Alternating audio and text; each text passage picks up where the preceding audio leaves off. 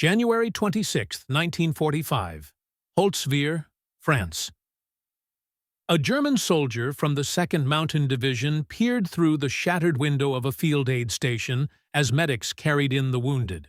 His unit had just launched an assault with 250 men and 6 tanks against a lone American lieutenant standing atop a blazing tank destroyer. The American had only one weapon, a single machine gun. Within 60 minutes, the German force was reduced to roughly 70 combat-capable soldiers. Those who survived spoke of nothing but the gun that had brought their attack to a halt.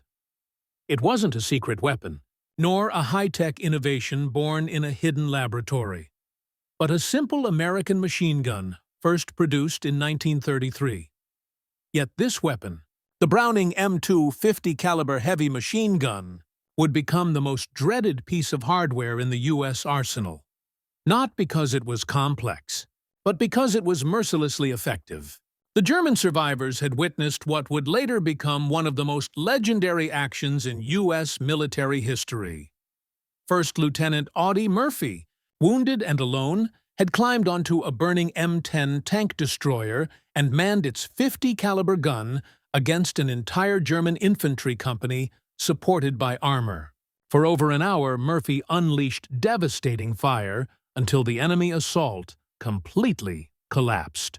His Medal of Honor citation, issued by Lieutenant General Alexander Patch on June 2, 1945, recorded that Murphy inflicted approximately 50 casualties on the attacking force. German medics soon became familiar with the kind of injuries the 50 caliber inflicted. Unlike rifle rounds that might wound and allow survival, the massive 50 caliber bullets caused catastrophic trauma. Limbs shattered beyond repair, torsos ripped apart by sheer kinetic force. A hit to an arm or leg often meant amputation. A hit to the body almost always meant death. Frontline hospitals learned to recognize 50 caliber casualties immediately by the devastation they left behind. Medical staff could do little more than ease the pain of the wounded. Many soldiers never made it to surgery. The weapon's psychological impact was equally severe. German troops exposed to prolonged 50 caliber fire began to suffer combat fatigue and mental breakdowns at higher rates than those who faced ordinary small arms fire. The sheer helplessness, knowing that even taking cover offered little protection, produced fear that spread through entire units. But Holtzwihr was not an isolated event. From the hedgerows of Normandy to the frozen forests of the Ardennes, from the deserts of North Africa to the skies above the Reich, German soldiers learned to identify and dread a single sound: the deep, rhythmic thunder of the Browning M2. Firing between 450 and 575 rounds per minute, each 50 caliber bullet carried enough force to punch through light armor, concrete, and human bodies alike. This transformation, from skepticism to terror, had begun 3 years earlier. The lesson was not written in theory or design, but in blood and experience. America had not created the most sophisticated heavy machine gun. It had built the most dependable, the most widespread, and the most psychologically devastating crew-served weapon in modern warfare. The German hatred of the weapon began not with fear, but with contempt. September 6, 1943. The skies over Stuttgart. 388 B-17. Flying fortresses closed in on Germany's industrial heartland in the first major daylight raid on the city. Luftwaffe squadrons scrambled to intercept. Among them were veteran aces who had destroyed dozens of Allied bombers in earlier missions. Confident in their Focke-Wulf 190s, armed with 4 20mm cannons and 2 13mm machine guns, they rolled into attack formation. At 800 meters, the Germans opened fire, cannon shells flashing toward the lead bombers. But the bombers answered with a storm of muzzle flashes. Each B-17 carried 13 Browning M2 machine guns. A typical formation of 36 bombers meant 468 heavy machine guns firing in unison, over 6,000 rounds a minute, forming an impenetrable wall of lead. The Luftwaffe pilots watched in disbelief as 50 caliber rounds tore through wings, engines, and cockpits. Aircraft shuddered and fell from the sky, leaving trails of smoke and hydraulic fluid. 45 bombers were lost that day, but the German losses in pilots and planes were far worse. Losses they could never replace. The German airmen were realizing something profound. They weren't facing just a weapon, but an entirely new doctrine of war. The Americans didn't rely on advanced explosives or single-shot destruction. They relied on overwhelming, sustained firepower. Each B-17 carried thousands of rounds, ensuring that any fighter entering their range faced a near-certain death. As Luftwaffe ace Helmut Wormhuth later wrote, "To attack the Americans is to fly through a storm of steel. For every tracer you see, 4 unseen bullets follow."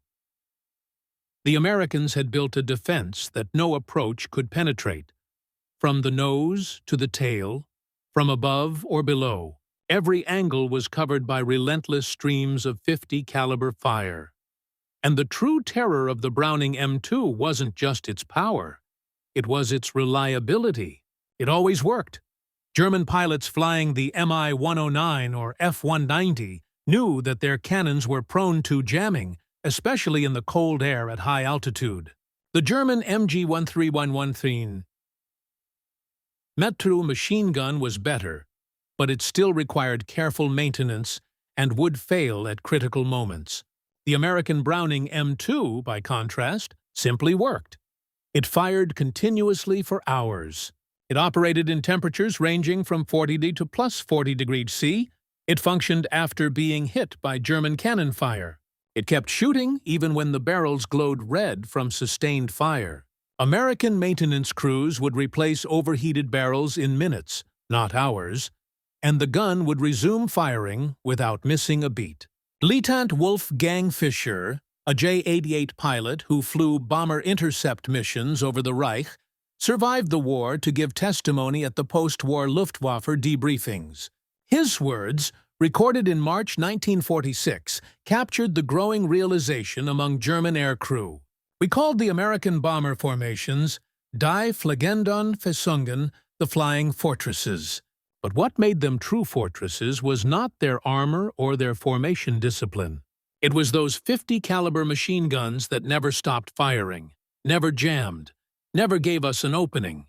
We lost so many pilots, not to American fighters, but to the bomber defensive fire. It was like flying into a meat grinder. The ground war told the same story with different details. June 6, 1944, Normandy. August Hans von Luck commanded elements of the 21st Panzer Division defending against the Allied invasion. Von Luck was no ordinary officer. He had fought at El Alamein, earned the Knight's Cross, and would later publish his acclaimed memoir, Panzer Commander. His division was among the first German units to encounter American forces in sustained ground combat. What von Luck discovered was that American doctrine had placed the 50 caliber machine gun on virtually every combat vehicle. Jeeps mounted them, trucks mounted them, half-tracks mounted them, tanks mounted them on turret roofs. Tank destroyers mounted them. Even supply vehicles carried them for convoy protection. The Americans had achieved something the Germans had never attempted: universal heavy machine gun coverage across their entire force structure. Von Luck wrote in his memoir about the tactical implications. We had been told our training and our tactical doctrine would overcome American material advantage. At Normandy, I learned the truth. The Americans did not need superior tactics. They had enough ammunition to make mistakes and still win. Their 50 caliber machine guns were on every vehicle, every position, firing continuously. We could not move in daylight. Any attempt to maneuver drew immediate and overwhelming fire. The psychological effect was as destructive as the physical casualties. The German army had built its infantry doctrine around the machine gun. The MG-34 and its successor, the MG-42, were excellent weapons. The MG-42 fired at 1,200 rounds per minute, earning the nickname Hitler's buzzsaw from Allied soldiers who heard its distinctive sound. German squads carried 1,800 rounds per machine gun and organized their tactics around supporting the gun crew. The concept called Einheitsmaschine and Go or General Purpose Machine Gun would later be adopted by NATO forces because it was tactically sound. But the Germans had never imagined the scale of American .50 caliber employment. A single American armored division advancing through France would have hundreds of .50 caliber machine guns mounted on vehicles. American supply convoys used a documented pattern of alternating fire. One vehicle shooting right, the next shooting left to cover both flanks and break up German ambushes. This tactic was specifically effective against Panzer FA teams trying to engage American armor at close range. American armored columns employed what they called reconnaissance by fire. Rather than carefully advancing and waiting for the enemy to reveal positions, American units would fire their .50 caliber machine guns continuously into any suspicious location. Tree lines, farm buildings, stone walls, hedge. The volume of fire would either suppress hidden German positions or provoke return fire that revealed their locations. This tactic, documented extensively in primary sources, including tank tactics from Normandy to Lorraine by Roman Jerry Moich, drove German soldiers to distraction. German infantry veterans of the Eastern Front thought they had experienced the worst of industrial warfare against the Soviets. Then they encountered American firepower doctrine in France. German squad leaders who survived the fighting in Normandy and were taken prisoner described the difference in their debriefings preserved in the United States Army Historical Division files. Against the Russians, we faced human wave attacks and artillery barges. Against the Americans, we faced machine gun fire that never stopped. They fired at everything. They fired at nothing. They fired to make us keep our heads down. They fired to prevent us from moving. They fired because they had unlimited ammunition, and we did not. After 2 weeks fighting the Americans in the B cage, soldiers would not leave cover during daylight. It was not cowardice. It was mathematics. Movement meant death. The M16 multiple-gun motor carriage demonstrated American firepower philosophy at its most extreme. This was a half-track mounting 450 caliber machine guns in a powered turret originally designed for anti-aircraft defense. The combined rate of fire approached 2,200 rounds per minute. American soldiers called it the meat chopper or the kraut mower. Official reports from the 473rd Diaries Battalion in November 1944 stated that the primary mission of the M16 half-track anti-aircraft often became its secondary mission, and it was used instead against ground troops. By late 1944, the Luftwaffe had been largely defeated over Western Europe. American anti-aircraft units found themselves repurposed for ground support operations. The M16 proved devastatingly effective against German infantry and light vehicles. During the Battle of the Bulge, when German forces made their last major offensive in the West from December 16, 1944 to January 25, 1945, M16 units were credited with breaking up numerous German infantry attacks simply by traversing their 4 gun mounts across attacking formations. The experience of German forces attempting to ambush American supply convoys illustrates why the .50 caliber became so hated. German doctrine for convoy ambush called for allowing the lead vehicles to pass, then destroying vehicles in the middle of the column to create a roadblock, then systematically destroying the trapped convoy. This tactic had worked effectively against British and Soviet supply lines earlier in the war. Against American convoys, the tactic failed catastrophically. American convoy doctrine placed .50 caliber armed vehicles at intervals throughout the column. When an ambush was initiated, American vehicles would immediately return fire with their .50 calibers, while other vehicles maneuvered to flank the ambush position. The volume of return fire was so intense that German ambush teams frequently suffered heavier casualties than the convoys they attacked.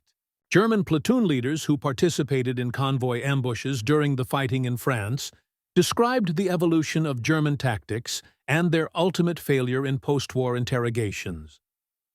In early ambushes, German forces positioned infantry with machine guns and panzerasts along roads. American convoys had vehicles equipped with 50 caliber machine guns distributed throughout. The volume of return fire from the convoys was devastating. German units learned to only ambush isolated vehicles, never convoys, but isolated vehicles were rare. The Americans moved in strength precisely because they knew German forces could not effectively attack their convoys. The pattern of alternating fire that American convoys employed was particularly effective. Vehicles on the right side of the road would fire into the right flank. Vehicles on the left would fire left. This created intersecting fields of fire that covered both sides of the road simultaneously. German forces attempting to ambush from one side would find themselves under fire, not only from that side of the convoy, but from the opposite side as well. The psychological effect of being under fire from multiple directions by weapons that could penetrate cover and had seemingly unlimited ammunition made successful ambushes nearly impossible. American logistics units understood that the 50 caliber machine gun was their primary defense. Drivers and assistant drivers received training on the weapons. Ammunition was loaded in quantities far exceeding official allocations. Convoy commanders were authorized to engage any suspected threat with immediate and overwhelming fire. The result was that German forces by mid to late 1944 had largely given up, attempting to interdict American supply lines in areas where American forces had air superiority and sufficient ground combat power to respond to attacks. This had strategic implications beyond the immediate tactical situation. German forces in France and later in Germany itself could not effectively interrupt American logistics. American units could count on regular resupply of ammunition, fuel, food, and equipment. This meant American tactical planning could assume that firepower would be available when needed. German planning, by contrast, had to account for chronic ammunition shortages, fuel shortages, and the certainty that whatever supplies did arrive would arrive late and in insufficient quantities. The 50 caliber machine gun was both a cause and a symptom of American logistical superiority. It was effective because American industry could produce ammunition in vast quantities. It enabled continued operations because its reliability meant that ammunition, once delivered, would be effectively employed. German soldiers, watching American tracer fire arc across the battlefield at night, understood they were seeing not just ammunition expenditure, but the visible proof of an industrial capacity they could not match. The terror from the air added another dimension to German fear of the 50 caliber. The Republic P-47 Thunderbolt, which American pilots nicknamed the Jug, carried 8 Browning M2 machine guns in its wings. This meant a single fighter could deliver 4,400 rounds per minute of combined firepower during strafing runs. German ground forces learned to recognize the distinctive shape of the P-47 and the sound that preceded death. A strafing run by a flight of 4 P-47s meant 3,250 caliber machine guns converging on a target area. The aircraft would approach at high speed and low altitude, often with minimal warning. Pilots would open fire at ranges of 600 to 800 meters and walk their fire across German positions, vehicles, and troop concentrations.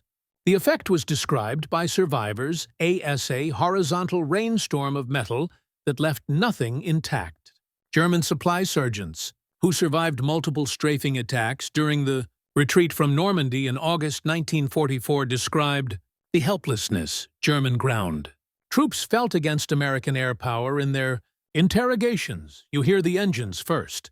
By the time you look up, they are already firing. The bullets hit the road, the vehicles, the men, all at once. There is no cover that works. Stone walls crumble. Trees are cut down. Metal tears like paper. You can be behind a truck one moment, and the truck is gone the next. Just pieces of metal and fire. Soldiers learned to abandon vehicles the moment they heard aircraft engines. Better to lose the vehicle than the vehicle and the crew. The P-47 proved particularly effective in what American pilots called armed reconnaissance missions. Rather than targeting specific objectives, Flights would patrol assigned sectors, looking for targets of opportunity. Any German vehicle moving during daylight risked attack. Any troop column, any supply convoy, any artillery position. The 850 caliber machine guns gave pilots enough ammunition to engage multiple targets during a single sortie. A pilot might strafe a convoy, climb to altitude, spot a German tank platoon, dive to attack them, then strafe a crossroads on the return flight. The ammunition capacity, approximately 425 rounds per gun, meant 3,400 rounds total, enough for sustained combat. German forces adapted by moving primarily at night and in bad weather. But this adaptation came at enormous cost to operational tempo and logistics. Supplies that should have taken hours to move required days. Reinforcements arrived late or not at all. The Luftwaffe's inability to contest American air superiority by mid-1944 meant that German ground forces operated under constant threat of air attack, and the primary weapon delivering that threat was the 50 caliber machine gun. The combination of ground-mounted and aired delivered 50 caliber fire created a comprehensive suppression effect. German units could not move safely in daylight because of strafing attacks. They could not move safely at night because American ground forces used reconnaissance by fire with vehicle-mounted 50 calibers to interdict roads and trails. They could not concentrate forces for counterattacks because American doctrine called for immediate engagement of any identified German formation with all available firepower, including 50 caliber machine guns that could fire continuously while other weapons were being brought to bear. This was the reality that broke German combat effectiveness in the West. Not a single decisive battle, not a wonder weapon, but the cumulative weight of facing an opponent whose basic heavy machine gun was present in such overwhelming quantities and employed so lavishly that traditional military responses became irrelevant. German tactical doctrine, German training, German fighting spirit. None of these factors could overcome the simple mathematical reality that American forces could deliver superior firepower to any point on the battlefield faster than German forces could respond. A German infantry battalion attacking an American position might face 50 to 150 caliber machine guns, all firing continuously, all supplied with thousands of rounds of ammunition. German doctrine called for careful fire discipline to conserve ammunition. American doctrine called for overwhelming volumes of fire to suppress the enemy and maintain initiative. When these two philosophies collided, American material superiority proved decisive. Urban combat revealed another dimension of 50 caliber effectiveness. As American forces fought through French towns and German cities, the 50 caliber proved invaluable for suppressing enemy positions in buildings and for destroying fortified structures. The massive projectile could penetrate multiple walls of typical European construction. Masonry that would stop rifle fire and machine gun fire offered little protection against 50 caliber rounds. American tank commanders quickly learned to use their turret-mounted 50 calibers to suppress upper-story windows and rooftop positions before moving through urban areas. The technique was simple but devastatingly effective. A tank would halt at a street corner and the commander would traverse the 50 caliber across building facades, firing continuously at any potential position. The sustained fire would force German defenders to take cover, allowing infantry to advance. The tank would then move forward and repeat the process at the next intersection. German Panzer teams, which were highly effective in open terrain and particularly dangerous in urban environments where they could engage armor at close range, found themselves unable to function effectively against American combined arms tactics that integrated 50 caliber suppressive fire. A Panzerfaust operator needed to expose himself to aim and fire his weapon. American doctrine called for continuous 50 caliber fire on any suspected position. The combination made successful Panzerast attacks rare in situations where American forces employed proper combined arms coordination. German company commanders who fought American forces in the Rhine and during the final months of the war described the impossibility of effective defense in urban terrain against American tactics. In their post-war accounts, German infantry would position in upper story rooms with good fields of fire. American tanks would approach and destroy the buildings with 50 caliber fire and tank main guns. The 50 caliber rounds would penetrate walls and ceilings. There was no safe place. Soldiers would take cover behind furniture or interior walls, and the bullets would find them anyway. The only way to survive was to abandon positions before the Americans concentrated fire on them. But abandoning positions meant losing ground, and there was no ground left to lose. The psychological impact of fighting in urban terrain against an enemy with unlimited 50 caliber ammunition was profound. German soldiers understood intellectually that walls and buildings provided concealment, but not cover against 50 caliber fire. Emotionally, the human need to seek shelter behind solid objects was overwhelming. Watching 50 caliber rounds punch through meter-thick stone walls and continue through multiple rooms destroyed the psychological comfort that shelter normally provided. Soldiers felt exposed even when hidden, vulnerable even when protected by what would normally be adequate cover. This psychological erosion was cumulative. A soldier might survive one engagement, then another, but each time watching 50 caliber fire destroy what should have been safe cover. Eventually, the accumulated stress of knowing that no position was truly safe, that the Americans could and would destroy any defensive position with sustained fire, broke combat effectiveness. Units would abandon positions without being directly assaulted because they knew American firepower would eventually make those positions untenable. The final campaigns in Germany demonstrated the complete superiority of American firepower doctrine. German forces fought with courage and skill, often achieving local tactical successes against numerically superior American forces. But tactical success meant nothing when American forces could simply mass firepower and reduce German positions to rubble. The 50 caliber machine gun was the foundation of this firepower. It was present in sufficient quantities to engage any target. It was reliable enough to fire continuously for hours. It was supplied with sufficient ammunition that American commanders never needed to ration fire, and it was employed according to doctrine that valued suppression and destruction over conservation and precision. German tank crews learned to fear the 50 caliber for different reasons. While the M2 could not penetrate the frontal armor of German medium and heavy tanks, it could damage optical equipment, disable external stowage, and suppress accompanying infantry. More importantly, the 50 caliber could penetrate the thinner side and rear armor of many German armored vehicles at combat ranges. American M10 tank destroyers carried a 50 caliber M2 HB machine gun mounted on the rear of the turret for anti-aircraft defense and close infantry protection. Statistical analysis of ammunition expenditure shows that M10s fired far more high-explosive shells than armor-piercing rounds, indicating extensive use in infantry support roles, where the 50 caliber proved critical for what crews called cleanup operations in close quarters. A German Panzer team might disable an American tank, only to be cut down by 50 caliber fire from accompanying tank destroyers or infantry support vehicles before they could escape. Night combat introduced yet another terror associated with the 50 caliber. American ammunition used a ratio of 1 tracer round to every 4 ball rounds.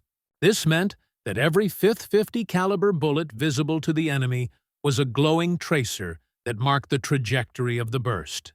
German soldiers watching American 50 caliber fire at night could see the traces arcing toward them. Streaks of light that seemed to move slowly enough to track visually, but that arrived with devastating speed and force. The psychological effect was profound. Soldiers could see death approaching. They could watch the tracers converge on their position. They knew that for every tracer they saw, 4 additional rounds were flying along the same path. The human instinct to duck or dodge was useless, because by the time a soldier saw the tracer, the rounds had already arrived. Veterans learned not to watch the tracers, but new replacements would fixate on them, mesmerized by the deadly light show, often freezing in the open until the fire found them. American forces exploited this psychological effect deliberately. Reconnaissance by fire at night meant sending streams of tracer-laden 50 caliber fire across suspected positions. The visual effect was overwhelming. Entire sectors would light up, with intersecting streams of tracers.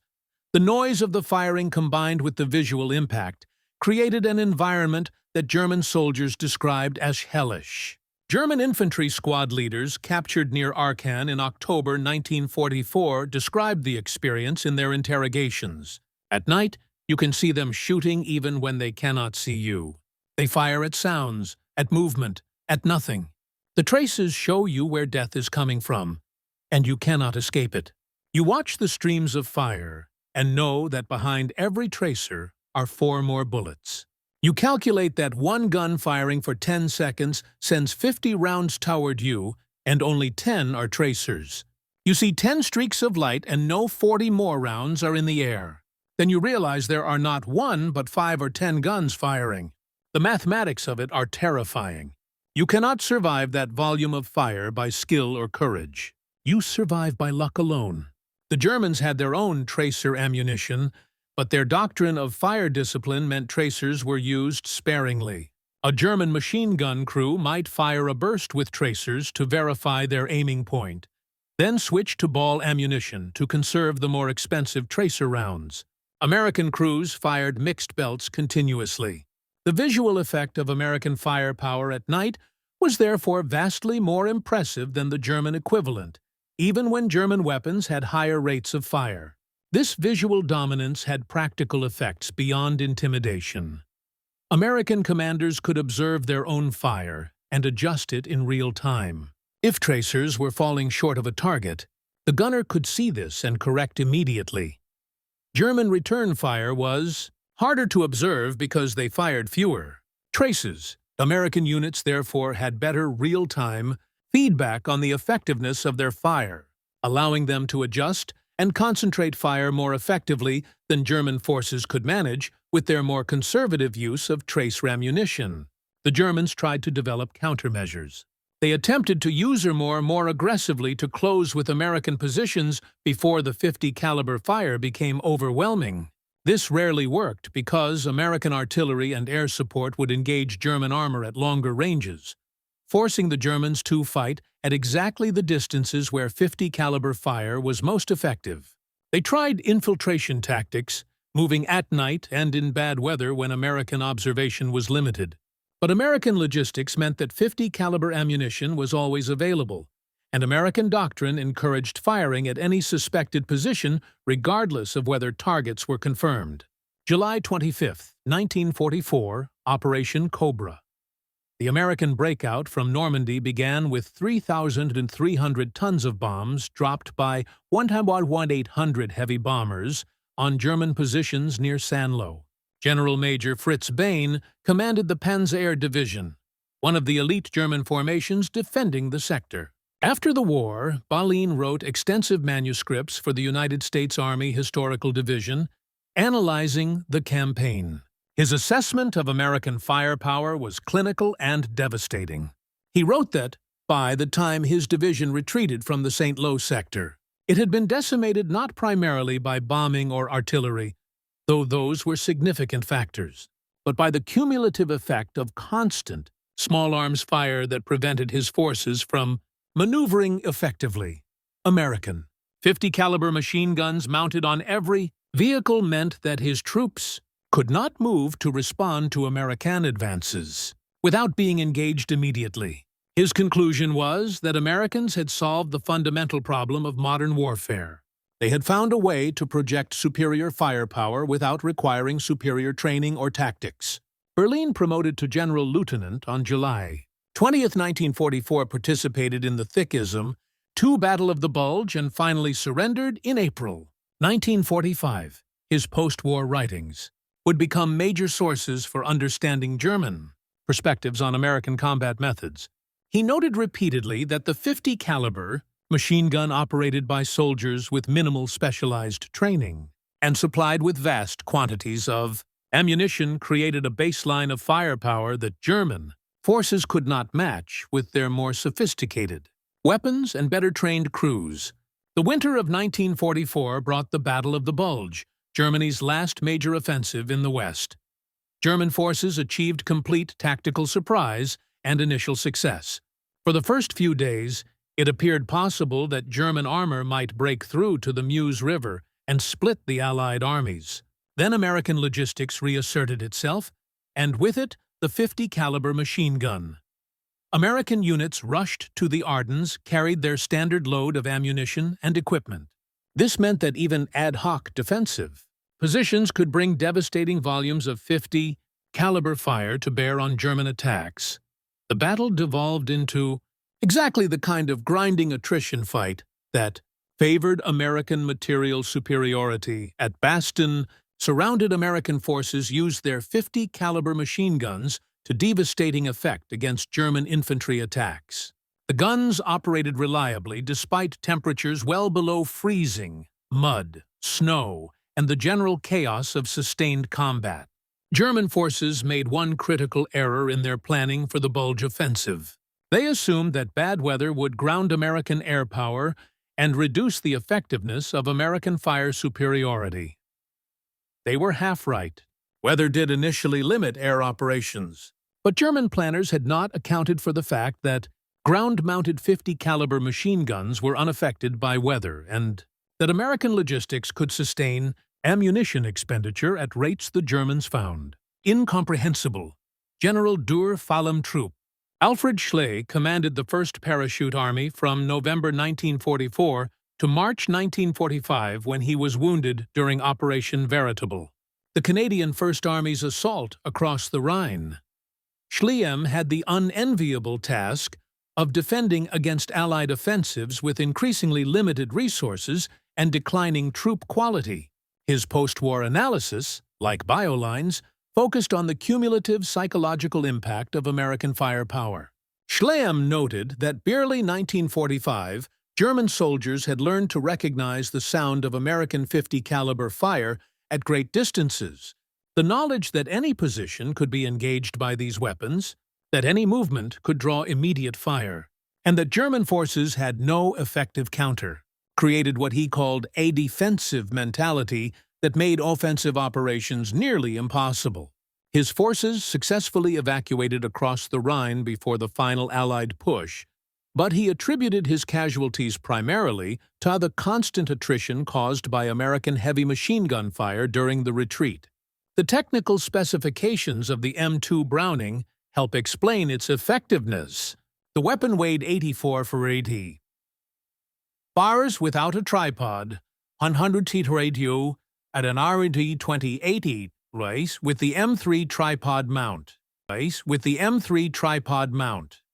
made it heavy, but not impossibly so for a crew-served weapon. The effective range of 1830 meant could engage targets well beyond the range of German rifles and light machine guns. The rate of fire between 450 and 575 rounds per minute was slower than the German MG-42, but faster fire rates meant nothing when German crews had limited ammunition. The 50-caliber Browning machine gun cartridge, fired by the M2, carried specifications that made it effective against a wide range of targets. The standard M33 ball round achieved a muzzle velocity of 29 to 10 ft/s, armor-piercing. Variants could penetrate 19 mm armor at 500 m. The M8 API armor-piercing incendiary round penetrated 16 mm at 500 m and would ignite fuel or ammunition upon penetration. The M20 API variant with its tracer element penetrated 21 mm at the same range. This meant that while the 50 caliber could not defeat the frontal armor of a Tiger or Panther tank, it could penetrate the armor of half-tracks, armored cars, and the side and rear armor of many German armored vehicles. More importantly, it could destroy truck engines, puncture fuel tanks, disable artillery pieces, and suppress infantry at ranges where return fire was ineffective. The M2's reliability stemmed from its design. John Browning had begun Development in July 1917. During the First World War, the M1921, water-cooled 50 caliber machine gun weighing 121 lbs with its water jacket entered service but proved too heavy for mobile warfare. The M2 air-cooled version, adopted in 1933, eliminated the water cooling system and reduced weight while maintaining reliability. The basic operating principles of the weapon were simple, robust, and proven. American manufacturers, including AC Sparkplug, Frigid Air, Guide Lamp, and Colt, produced nearly 2 million 50 caliber machine guns of all models during the war years. Production of the M2HB, the heavy barrel version that could sustain longer periods of fire, reached approximately 350,000 units total across all services and theaters. This scale of production meant that American forces never lacked for replacement weapons or spare parts. The Germans understood intellectually what they faced. Their own weapons were in many respects more sophisticated. The MG-34 and MG-42 were better suited to the role of squad automatic weapon. The German 13mm MG-131 aircraft machine gun had a higher rate of fire at 900 rounds per minute. German 20mm and 30mm aircraft cannons were more destructive per hit than any machine gun. But sophistication meant nothing in the face of overwhelming material superiority. The Americans had built a weapon that was good enough for every role it needed to fill and had produced it in quantities that allowed universal employment. Every American bomber carried 13 M2s. Every fighter, like the P-47 Thunderbolt, carried 8 M2s. Every American combat vehicle carried at least one. American infantry companies had organic 50 caliber heavy machine gun sections. American anti-aircraft units could repurpose their M16 quad mounts for ground combat. The weapon was everywhere, always available, always supplied with ample ammunition, and it worked every time it was needed. The psychological impact on German forces was cumulative and devastating. Individual soldiers might survive encounters with 50 caliber fire. Units might successfully complete tactical missions despite American firepower superiority. But over weeks and months of combat, the constant knowledge that the Americans could bring overwhelming fire to bear on any target at any time with weapons that functioned reliably in all conditions, wore down German combat effectiveness as surely as casualties and equipment losses. This was not cowardice on the part of German soldiers. These were veteran troops who had fought across Europe and North Africa. Many had faced Soviet attacks on the Eastern Front, but there was something uniquely demoralizing about the American approach to warfare. The Soviets might mass human waves and artillery. The British might demonstrate tactical excellence and coordination. The Americans simply deployed overwhelming material resources and fired until resistance collapsed. German officers found it increasingly difficult to motivate men to attack when they knew American 50 caliber fire would meet any advance. German infantry became reluctant to maneuver in daylight. German vehicles clustered in cover rather than advancing. The tactical initiative shifted permanently to the Americans, not because of superior tactics or better training, but because American doctrine, built on unlimited ammunition and reliable weapons, made German doctrine obsolete. The hatred German soldiers expressed for the 50 caliber was the resentment of craftsmen facing mass production, of skilled warriors facing industrial warfare. The 50 caliber represented everything about American warfare that the Germans found alien: the casual expenditure of ammunition, the reliance on material superiority rather than superior skill, the willingness to destroy rather than to capture or bypass.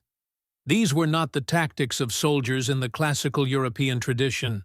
They were the methods of an industrial giant that had calculated that expending materials was less costly than losing men, and far more effective than relying on tactical finesse.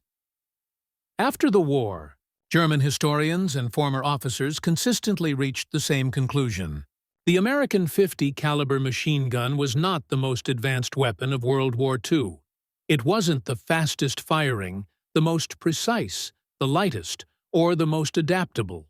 It was simply the most effective, because it blended dependability, widespread availability, and unmatched logistical support. The gun itself was only part of the story. The real strength lay in the system that produced millions of them, delivered billions of rounds, and employed them under a doctrine that treated material expenditure as the true cost of victory. That industrial system, more than any individual weapon, is what defeated Germany. The legacy of the M2 Browning can be seen in its remarkable endurance. Nearly 8 decades after it first entered service, it remains in active use by the U.S. military and armed forces across the globe. It has long outlasted every weapon that once opposed it in the Second World War, and has served in every American conflict since. That longevity reflects both the soundness of its design and the effectiveness of the military philosophy it represents. Only in hindsight did the broader strategic lesson become fully clear. German planners had assumed that superior training and tactical refinement could offset American numerical superiority. That belief proved disastrously mistaken. The .50 caliber Browning showed that adequately capable weapons, mass-produced in vast numbers and supplied without limitation, could easily overwhelm elite but scarce systems.